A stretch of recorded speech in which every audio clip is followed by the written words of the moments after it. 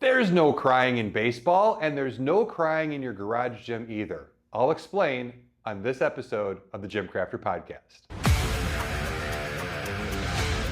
Welcome to the GymCrafter podcast. My name is Tim. I am the head gym nerd here at gymcrafter.com, the website that I built to help ordinary folks like you and I build home and garage gyms that we absolutely love.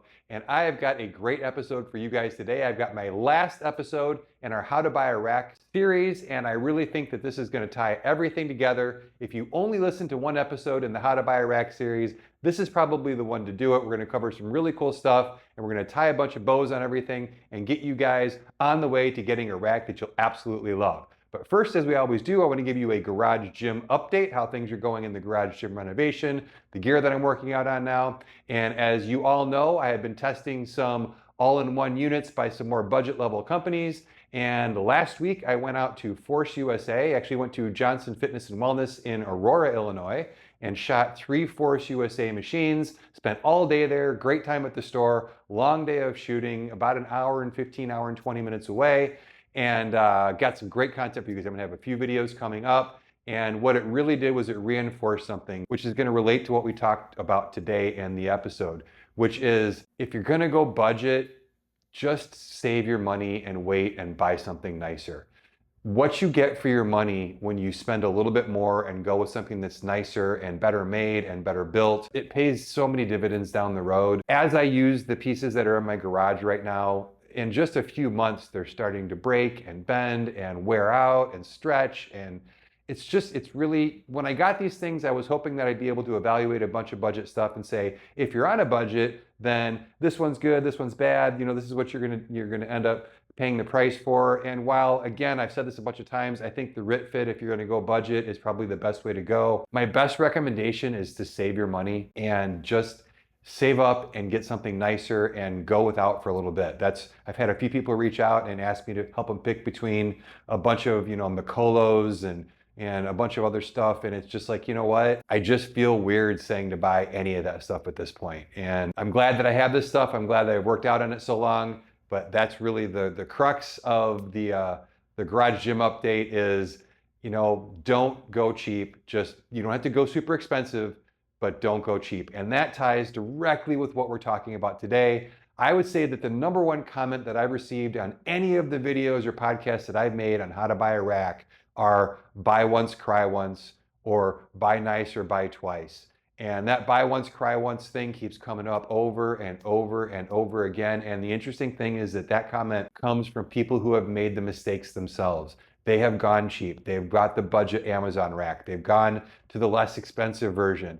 And virtually every single one of them has ended up buying another rack that's better and nicer and really is going to serve them for a much longer time. And that buy once, cry once thing is, like I said, there's no crying in your garage gym. And one of the best ways to avoid that is to buy right the first time. So that's what we're talking about on today's episode is what does it mean to buy once, cry once? What does that mean? What does buy nice mean? What does it mean to buy, does that mean that you have to go to Rogue and buy a $5,000 rack? Or can you buy something less expensive and still be happy? So that's what we're gonna talk about on today's episode. I reached out to a ton of companies and some of my favorite garage gym influencers, and I got a lot of responses back. So I've got a lot of wisdom from people, like I said, who have made these mistakes themselves. And I really am looking forward to sharing that with you. So let's get into today's episode. And I'm gonna start by the question that I sent out. I got notes, guys. So I'm gonna have to keep referring to these because I've got a lot of stuff from these people. And what I sent out to probably about 25 different places, rack manufacturers, and like I said, a lot of influencers out there, a lot of people that I follow on Instagram. And I asked them this question. I said, hey, I'm doing a podcast episode on why people should buy a nicer rack instead of going cheap. And was wondering if you had any input as to the actual benefits of buying a premium rack over an entry level or even mid-tier. And the reason I asked the question that way is I think a lot of times people just kind of get caught up in buying nice things. Like, oh, you should just buy a nice one. That little cheap one is crap. And sometimes the cheap one's not garbage, right? Sometimes the cheap one works really, really well. So I wanted to know specifically what makes a nice rack a nice rack. And the first thing that I realized when I got back these responses, and I got quite a few of them, was that it's not so much about buying a nice rack or a premium rack. It's buying the right rack. It's buying right. What that means is buying the right set of features on the rack. It doesn't mean you're going to spend a fortune, but there are a few things that everybody seemed to agree on, that when it comes to buying a rack, these are the things that you want to get. You don't want to compromise if you can. And if you get these things, you're going to buy once and you're not going to cry at all. So like I said, I don't think it's buy once, cry once. I think it's buy right and whatever rhymes with buy right. Maybe buy right and don't cry at night. I don't know. Anyway, so that's what we're going to talk about, buying the right rack. And so let's get into what these guys all had to say about what it takes to buy the right rack for your gym. And the first thing that all of these folks agreed on, and all of their answers pointed to it, there's 4 basic things that you want from your rack. Number 1, you want it to be stable. Number 2, you want it to be safe. Number 3, you want it to be durable. And number 4, and this was a huge point from everybody, is you want it to accommodate expansion down the road. So I want to start with something that Coach Carp, Coach Carp76 over on Instagram, great follow, really solid guy, sent me a really long, detailed answer, which Coach, I really appreciate that, man. You've always come through when I ask you questions, so I appreciate that. And this, I think, sums up a lot of it. These types of racks, the ones we'll cover in this episode, are like an adult erector set or Lego sets. You can literally build it out as big as you want. And that's something that's crucial. A lot of these, I mentioned these all-in-one units that I've got in the garage right now. And I think the appeal is I just want to buy everything at once. I want it to do 82 different things. And it's like, it's going to do 82 different things in a mediocre way. And if you start with just the base and you build out from there, like I remember when I was a kid, we didn't have all these fancy Lego sets where you could buy like the Death Star and the, the Hobbit Village and all that stuff. We had literally, you got a box of different colored bricks. That's all you could buy when I was a kid. Yes, I'm old as dirt, but that's what you could buy. So I remember we would go downstairs and we had this big Tupperware container, another blast from the past, Tupperware, remember that? Big Tupperware container of bricks, and you just built, right? And you started off usually with something small, and then you would add stuff on, and before you knew it, you'd have this big thing built, and then you'd knock it all down and you do it again, because it was me and my brother, and that's what boys do. We build stuff and we knock it down. But you don't want to knock down your rack, you want to build a cool rack. And the way that you do that is you start with a nice central piece. And that was a big point that everybody brought up, is that these things, you want them to grow with you down the road. You don't want to have to buy a new rack. You don't want to come upon a need in your training that you can't fulfill because you don't have a rack that will support that need or that accessory or that add-on down the road. So my first big piece of advice is this rules out every single Amazon rack.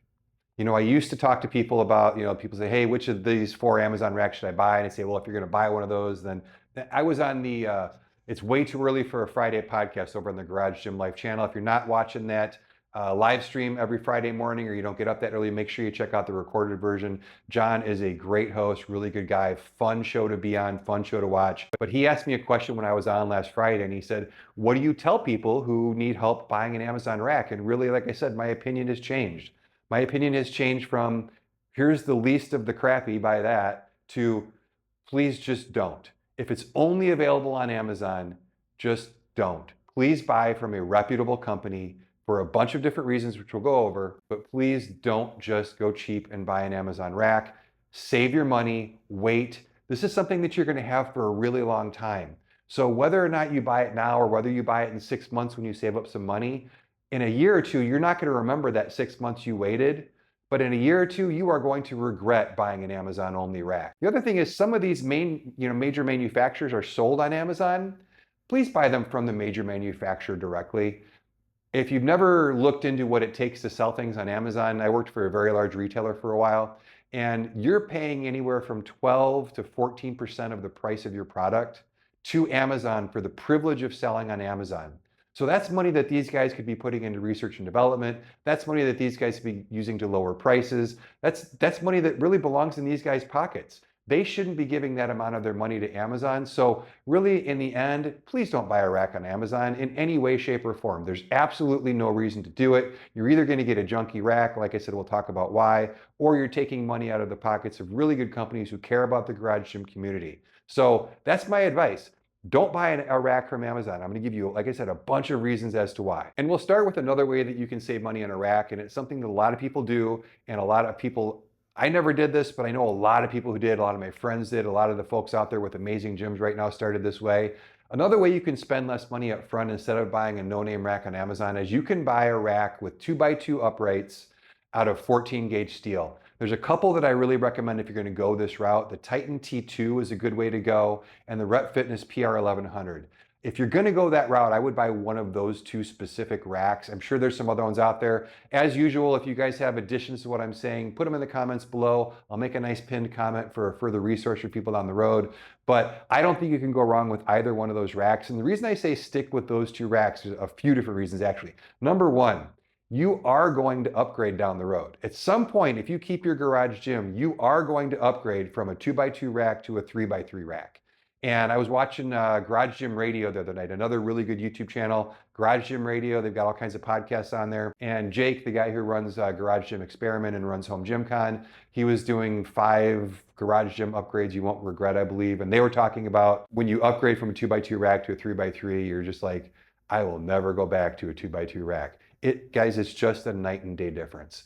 If you can at all afford it, just skip the 2x2 and go with a 3x3 right up front. That was one thing that everybody that got back to me agreed on, is you want to go with 3x3 uprights if at all possible. Now, I don't want you to lead you to believe that a 2x2 rack is a waste of money. A lot of people, including Jake, started with a 2x2 rack, and I believe he started with the PR 1100 from Rep. That's a great way to start. It's a great way to find out if you're really going to be into this garage gym thing, if you're going to continue working out at home, you're not going to spend a ton of money. And one of the reasons I recommended those two is that when you upgrade, you're going to want to sell this rack. And I can tell you from experience, if you have a no-name Amazon only rack, you can't give those things away. And I'm not exaggerating. You literally can't even give them away, let alone sell them for anything. If you've got a Rep Fitness or a Titan, or you've got, a Fringe Sport or a Bells of Steel, you've got a name brand rack, you're actually going to be able to sell it because people know that it's going to be okay. It's not going to be, have a bunch of problems. It's not going to have a bunch of issues. It's going to be sturdy. It's going to be safe. It's going to be all those things that we talked about. Another heads up that you're going to need if you do go with the 2x2 is I wouldn't recommend buying a ton of accessories at first, because they're not going to transfer over to your 3x3 when you upgrade. Buy your J-hooks, buy your safeties, things like that, but I wouldn't buy jammer arms and all kinds of other types of, pulley accessories and things like that. Because like I said, if you are really into this, which is why you would buy a lot of accessories, then you're going to have to sell all those accessories with the rack, and then you're going to lose a lot of money in that process. So I would avoid buying a lot of accessories. And there's just not a ton of accessories available for a 2x2 rack in the first place. So really, if it was me and I was starting all over from scratch and I had the choice between buying a 2x2 rack or waiting and saving to buy a 3x3 rack, I would actually wait and save up and buy a 3x3 to start with. That's what I would do. Now, the next podcast episode, make sure you're subscribed. And also, while you're at it, hit the like button while you're down there next to that subscribe button. And there's a little bell down there. Go and hit that bell so that you know when this next episode comes out. But the next episode I'm doing is how do you build a gym one piece at a time, where you can actually start with a very low investment, get results the entire time that you're working out, and not necessarily have to invest in the big stuff up front, so that you can save up over time, end up with an amazing home gym that you absolutely love. The whole reason I built GymCrafter. And like I said, you're gonna be able to do this a piece at a time. So that's the next episode. I've already got that written and outlined. I'm gonna record that next year in just a little bit, but I'm excited about bringing you that as well, because I think that's something that's really gonna help a lot of you who are sitting at home. And I know you got that itch to buy the rack, to build the gym, and you're like, I just want to buy all the stuff. Guys, I get it. This is why I do this for a living. Buying stuff for your gym is awesome, but I promise you, if you can show a little bit of patience, then it's going to pay off. I promise you. But let's get back to these uprights and why you want 3x3. And it all comes back to that Lego example. 3x3 racks are the industry standard. Anybody building an accessory, an add-on, an attachment, anything at all that's going to be rack attached, it's going to be built for a 3x3 rack. And the smaller the vendor, or the smaller the fabricator, the more of a chance you're going to have of them only building it for a 3x3 rack. Companies like Rep Fitness or Rogue, they can afford to build stuff that fits on multiple sizes and multiple size uprights and hole spacings and things like that. But a lot of your cooler stuff out there is only going to fit on a 3x3 rack. So that's one. When we're talking about your Lego ecosystem where you're building out, 3x3 is the single best way to start. It's also going to be the most stable, the most safe, and just the overall sturdiest rack that you can get. The whole point is to be able to support a lot of weight, when you buy a 2x2 rack, you've got to look at how much weight capacity it can hold and really if it even can hold that in the first place. The second thing is that you want to be able to make sure that if you drop a bar on the safety that the uprights aren't going to bend. Your 3x3 rack is going to do all that for you. Every single person, like I said, that responded, 3x3 is the way to go. If you're starting off fresh, buy a 3x3 rack, not a 2x3, not a 2x2. And then one more reason that you want to go with main manufacturers is Jay, the owner of Exponent Edge, got back to me and said that he's even seen racks advertised on Amazon or off-brand racks that are advertised as 3x3 that measured 2.36 by 2.36. So you can imagine ordering ordering something on Amazon, the description doesn't actually match the product. That's never happened to any of us, right? But that happens on racks all the time. And you want to stick with a 3x3 by a major manufacturer. Again, you're going to hear me say this a million times, and I'm sure the comments are going to be like, dude, we get it, not on Amazon, but I cannot drive this point home enough, and neither can the people who responded to me. So you don't want a 2.36 by 2.36, you want a 3x3. Now let's talk about the holes that are in those uprights. The standard is either going to be a 1-inch hole or a 5/8 inch hole. Now 1-inch holes on a good rack are typically going to be 2-inch hole spacing. Do not buy a rack with 3-inch hole spacing, 4-inch hole spacing, or anything bigger than 2. The problem with that is you're going to want to be able to put your safeties and your J-hooks exactly where you need them based on your body size. And if you've got anything over 2-inch hole spacing, you're going to find some very uncomfortable setups. You don't want to be setting up under a heavy squat bar and have to bend down a little bit too much or step up on your tippy toes to get it off the J-hooks. You want it to be in exactly the right spot. So 2-inch hole spacing is ideal. The whole reason people make 5/8 inch hole spacing is there's 2 reasons. Number one, those racks tend to be less expensive. So that's another way to save a little bit of money. And that's a great way to do that. You're not giving up a lot.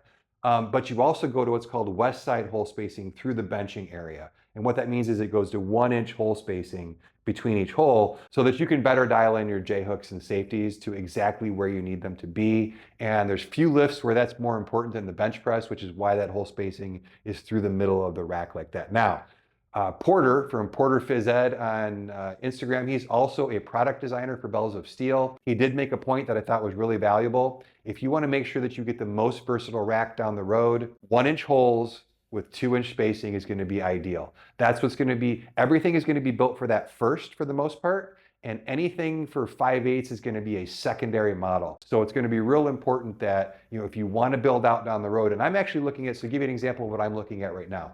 I actually really like the 5/8 inch hole spacing because I love that west side spacing, that 1-inch hole spacing on the rack. I really, really enjoy that. However, right now, and this will probably change another 50 times before I actually buy it, I'm looking at buying either a 4 or a 6 post rep rack, and then the rep, I think it's called the Apollo if I remember correctly. It's their single stack, and then their Pegasus seat.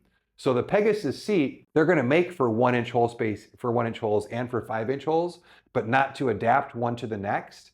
And that Apollo is 1-inch holes with 2-inch spacing. And I don't want to buy two $700 seats because one fits on my rack and one fits on the cable on the single stack. So for me, that's probably going to drive me to buy a rack that's got 1-inch hole 1-inch holes with 2-inch spacing because I want to be able to move that seat back and forth from the rack to the cable stack. And so that's something, a good example of where a 1-inch hole is going to be more versatile and it's going to serve you better in the long run. So if you need to save the money, if you like that west side hole spacing, I don't want to talk you out of a 5/8 inch rack. It's just something you're going to need to know going in. Now, most things that I look at, you see that they're available for 5/8 and 1-inch. That is the industry standards. But just so you know, 1-inch will probably allow you more versatility down the road. So what if you go with a great company like Bridgebuilt that uses 3/4 inch hole spacing? So the caution there is Bridgebuilt is an amazing company. It's a rack that I was really considering buying until I found out that they use 3/4 inch hole spacing. If you're gonna buy a rack that has odd hole spacing like that, and if you really look, there's probably about 5 different hole sizes that are out there from quality companies. Just make sure you're buying from a company that has a kind of a nice array in their ecosystem. Make sure that Bridgebuilt is either not making now or making in the future all of the attachments you might want, because otherwise you're going to live in the land of adapters or loose fitting accessories, and it's going to be kind of uncomfortable for you in some instances. Now there's some companies like Bridgebuilt is really growing fast. I see them eventually having a great ecosystem to work within, but for now, for me, that's kind of shied me away from buying one of their racks because I don't want to deal with, does it fit, does it not fit, the thing I want doesn't fit, that Pegasus seat, that I don't think it'll fit. So that's just something that unfortunately shied me away from them. Awesome company, but like I said, if you're gonna buy something with weird, it's not weird, just not 1" or 5/8 holes, then make sure that that company has all the accessories that you need so that you don't have to worry about anything. Now, Black Widow Manufacturing, another awesome rack company, American made, really cool guy, got back to me with some great information and wanted me to share with you guys that if you do buy a rack that has unusual hole sizes, hole spacing, upright size, he makes custom accessories for any rack that you want.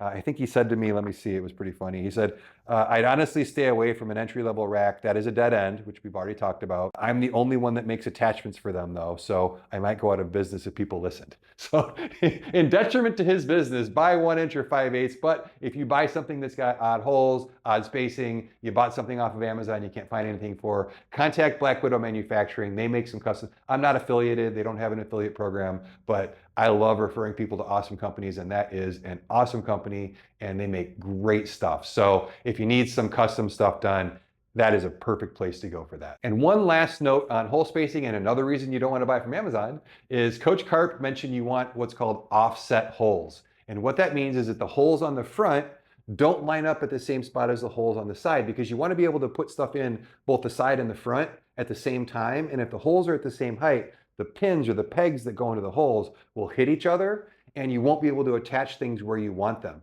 So it's really important now. All of your major manufacturers will do offset hole spacing. However, as I'm looking at the racks that are in my gym right now from the not major manufacturers, well, one is major, I guess, but that's the name of it. They are definitely not offset hole spacing. So you want to make sure that you look for that as well. This is why I reached out to the experts. They know a heck of a lot more than I do. And Coach Carp, thanks for that tip as well. Now, I mentioned ecosystem a few times, and I want to just touch on a few things really quickly there. Ecosystem, what I'm saying is Rogue probably has the biggest ecosystem. Rep is catching up very fast. And that means that you know that if you have a Rogue rack, that you can go on the Rogue website and buy anything they make, and it will drop into their rack and fit with no problems, no loose tolerances. Everything will fit the way that it's supposed to. Same thing with Rep Fitness, same thing with Bells of Steel. They're coming out with so many cool rack attachments lately. You know that this will fit if you stay within the ecosystem. Like I said before, and this was from Jake at Garage Gym Experiment, is to make sure that if you are buying into an ecosystem, make sure that that ecosystem is currently expanding. I thought that was a great point. Some of these companies, they've made stuff, they haven't been all that successful, and they haven't done any R&D, they haven't introduced any new products anytime in the last few years, and it doesn't look like they're going to going forward. So make sure that they not only have a great ecosystem, but that they're currently developing products, that they're consistently coming out with new things, and that you can trust that, hey, if some new fad comes out in the future, like, I don't know, bolt-on Smith machines like they are this year for some odd reason, that the company's ecosystem that you're involved in also makes those things. And this is where I remind you that you keep these things for a very long time. Again, buy once, cry once means buy once, and it should last you until you die. Hopefully that doesn't happen anytime soon, but if you buy right, that's how long it's gonna last. You can pass it on to your kids. Also, just as a side note, if you buy a lesser company, back to the Amazon thing, told you I was gonna hammer this. Crappy rack companies make crappy accessories. They're terrible J-hooks, they're terrible safety arms, they're terrible weight horns, everything about it is subpar to mediocre. So you're not only committing to a subpar mediocre rack, you're committing to a subpar mediocre everything that goes on that rack. From your pull-up attachment with crappy foam handles that'll fall apart in no time, to the J-hooks, which don't actually protect your barbell, to the safeties, which aren't long enough, to a litany of things that you're gonna be unhappy with. So again, you're not necessarily saving money, you're just creating frustration for yourself down the road. Now, I do want to point out that most major companies are cross-compatible. So for example, Rep's Pegasus seat that I mentioned will fit on Rogue racks, it'll fit on Rep racks. They've got a really cool, unique way that this attaches to the rack uprights. So regardless of your hole spacing. And what I mean by that is, in the industry, not to get too detailed, some people use metric, some people use imperial. So one is a 3x3 rack, another is a 75mm by 75mm, I think is how it works. And those are slightly different by a fraction. And that makes some attachments kind of loose and shaky. On the Pegasus, you've got these little cool things that clamp down so that it's not loose and shaky. So if you're buying a major company, again, another reason to go with an actual reputable company. And stay tuned to the end. I'm actually going to give you a list that was sent to me by these guys of really good companies that you'd be happy with. Any of these companies, they're all going to be cross-compatible. They're all going to make stuff that fit each other's racks, and you're going to be pretty happy with whatever you get. But that's one thing is, don't get too involved thinking, well, if I buy rep, I have to buy all rep stuff. Rogue does a good job of kind of convincing people that, only Rogue, some of their attachments only fit on Rogue racks, and that's not the case at all. You can make Rogue attachments fit on lots of other racks. So if you don't want to pay the premium price for a Rogue, you can get other racks, and as long as they're the right measurements, you can fit them in that other stuff. So don't feel like you're obligated to only shop with one company just because you started with one company. The ecosystem thing was that if you can, then you buy it from that company, but you don't have to. And there's one more tip that I want to give you, and that's from a gentleman named Yakov who sent me an email. This gentleman and I have been corresponding via email through his whole garage gym build. He has built an amazing gym in his attic. It's really cool. He's got a ton of good stuff. I'd love to work out there. It's got a ton of stuff.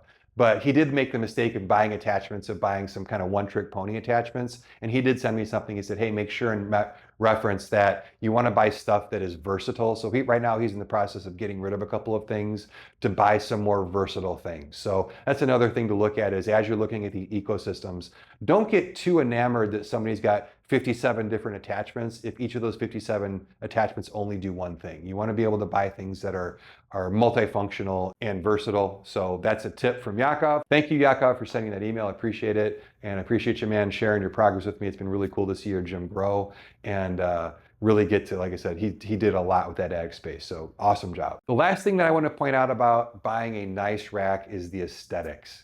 And as I look at one of the racks in here, the Major Fitness one, if I look at the inside of the holes and I look at the inside of the post, after just a couple months, there's already rust in there. Over by the Smith bar where it attaches, there's already rust developing after just a couple of months. This thing's gonna be a mess in 6 months' time.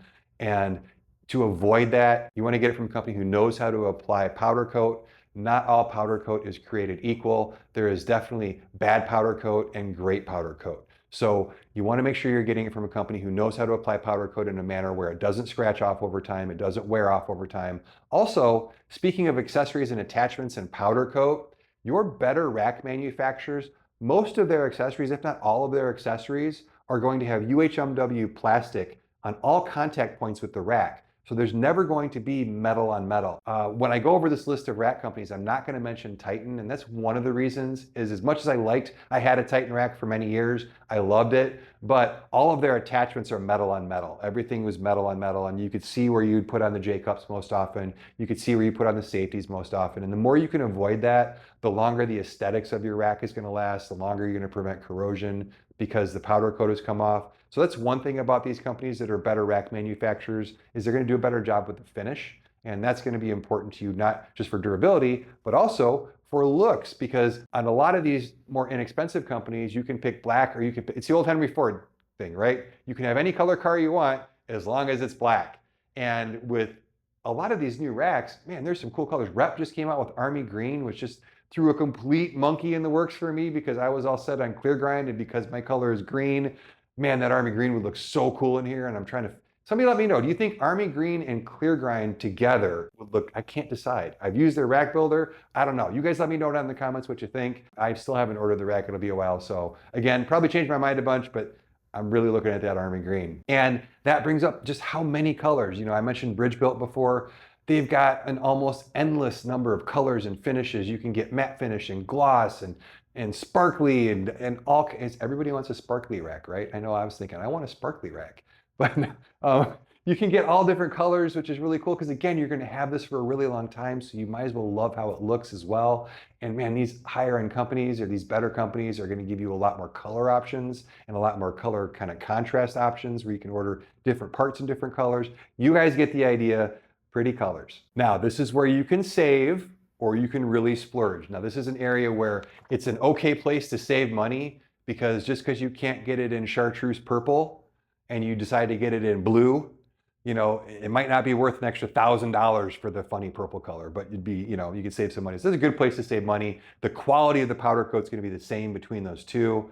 And I don't know where I came up with chartreuse purple, but whatever, you get the idea. And then also some of these higher end companies can not only do custom colors, but like I mentioned about Black Widow, and as I'm going to highlight on some of these companies I read off, some of these companies can really do custom anything you need. You need a custom cross member, you need a custom rack badge, you need a custom setup for storage on the side. They can really, as the guy from Black Widow said, he said, you know, when people come to me to build a rack, I can build them a $1,000 rack or I can build them a $5,000 rack. And there's a ton of different things in between. And it really comes up with how custom you want it to be. But if you really want to get fancy, you can definitely do a custom rack. And speaking of that, I wanted to end the episode by pointing you guys in a good direction as far as if you're in the market for a rack, some companies that I know will treat you right, that I know that you're going to get a great rack from, that's going to grow with you down the road. It's going to be the great base to your adult Lego set. And this list wasn't sent to me by me. It was sent to me by all of these folks. I added one company to it, but other than that, I think it's really important to stick to this list. Now, this isn't the end all be all. If any of you guys have any other suggestions of a company I missed,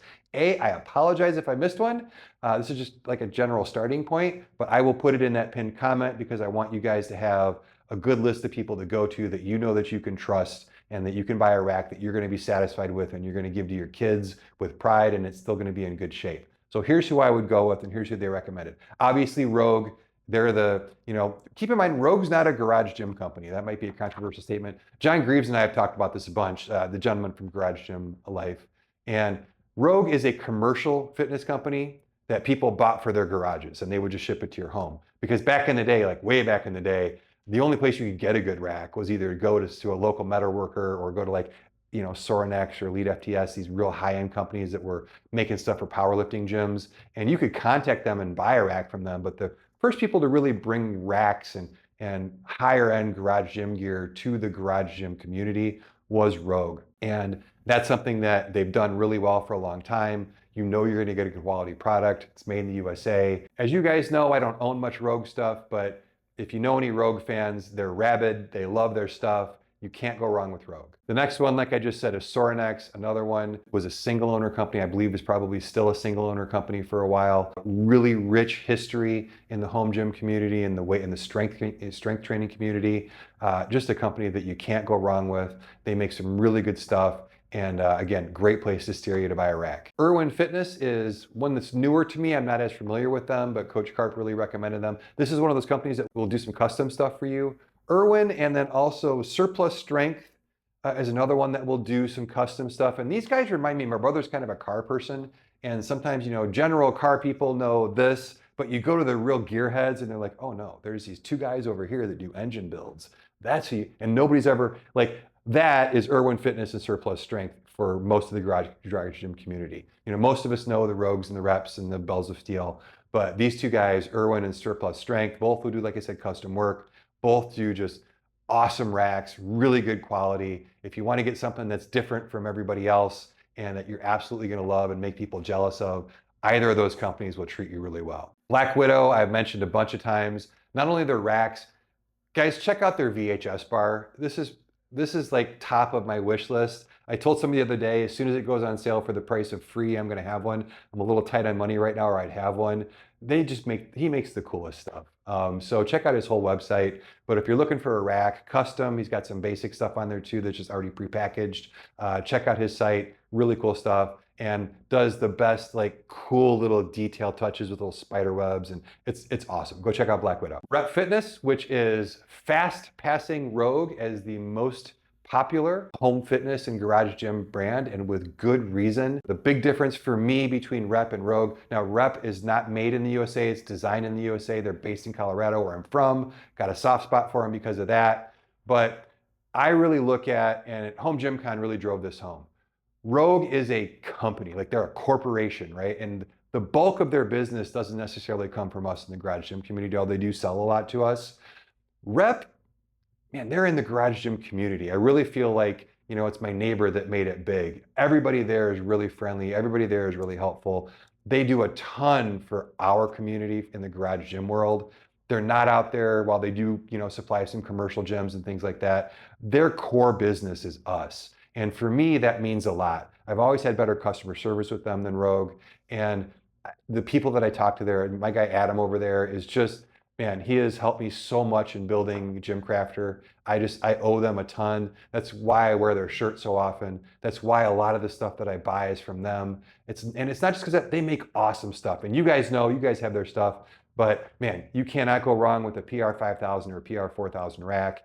They're just, and they're making so much cool stuff lately. Talk about an ecosystem that has just exploded over the last couple of years. You absolutely cannot go wrong with the Rep Fitness rack. Fringe Sport is another one. Pete Keller, the owner over there, man, these guys train. These guys build stuff for themselves because they love it. They are, again, another company that, man, they are the garage gym community. They're also big in the CrossFit community. And boy, I tell you, a better group of guys I just really haven't met. If you want to go out and have a beer with some garage gym manufacturers, you want to go out with the guys from Rep and the guys from Fringe Sport. They are just both fantastic. Both of them make great products. And Fringe Sport, if you're looking for a half rack right now, that Dane is amazing. They've got some really cool stuff. Make sure and check out their stuff. And it's reasonably priced. Bellows of Steel is another one. Kayvon, the owner over there, I met him at Home Gym Con, and I've dealt with him a little bit over the years. And talk about somebody who really cares. He's like the mad scientist. He just loves inventing stuff and making stuff. And if you're looking for kind of everything we talked about in this episode, but on a budget, Bells is a great way to go. Everybody I've talked to who has their Hydra rack absolutely loves it. So another great way to go. You're not going to get a ton of custom colors. You're not going to get fancy stuff, but you're going to get a solid base to your Lego set, and you're going to not regret what you bought, and you're not going to spend an arm and a leg, and they're going to do a really good job for you. Crandall Fitness is another one, kind of I don't know, honestly, personally, I don't know how long they've been around, but I keep, the longer I'm in this game, the more I hear about them. And it seems like the guy who runs the place is a really solid, really well known for their customer service. You really want to, and that's something that you want to look at is customer service. Kurt from the Kurt Locker pointed this out when he sent me his response on racks. And he was the only one to point this out, but I think this is a critical point. You want great customer service from the company that you buy from. If you want to call one of these off-brand companies, odds are you may or may not get a hold of somebody. If you do get a hold of somebody, I promise you they've never worked out on a power rack before. They're going to go by whatever is printed on their computer screen, and they're not necessarily going to be the most responsive. From what I've seen from Crandall, man, people cannot say enough good things about their customer service. And then the last one is the one that I added to this list, and I think it's a sleeper because they don't sell online, which is a shame. I know they're working to change this, but that's Body Solid. Body Solid is, man, they are just such a good company that makes good stuff. Lifetime warranties and all of their stuff.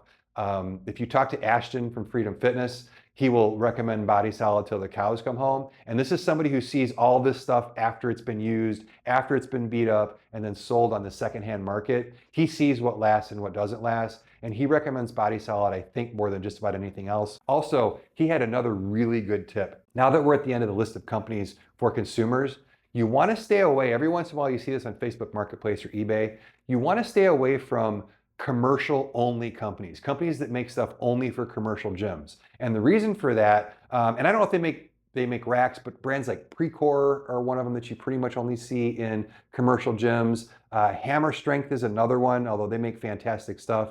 And I don't know if what I'm about to say applies to them, but those are some companies, some companies that you might only see in commercial gyms. What happens is those companies want to lock those commercial gyms into that ecosystem we were talking about. And the way that they do it is they do really oddball hole sizing, hole spacing, so that you can only buy stuff from them down the road. So what happens is you see these commercial, 3,000 pound capacity racks, and the specs look amazing. They're 10 gauge steel or 7 gauge steel. They weigh 5,000 pounds. You get what I'm saying.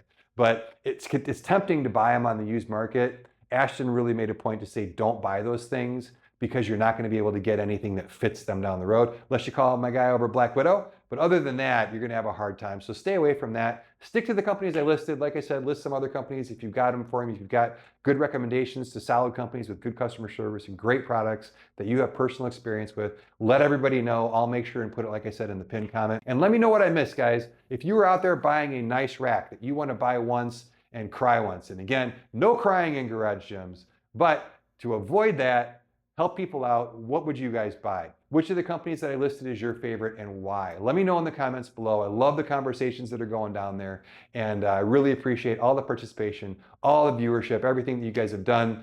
And that's all I have for now. So if you made it this far and you're still listening to me ramble, I appreciate it. Make sure you hit that like button. Make sure you subscribe. Make sure you share this episode with the people that you love, and helps your algorithm too. Make sure that they show you more stuff like this. And until the next podcast, I'm Tim from GymCrafter.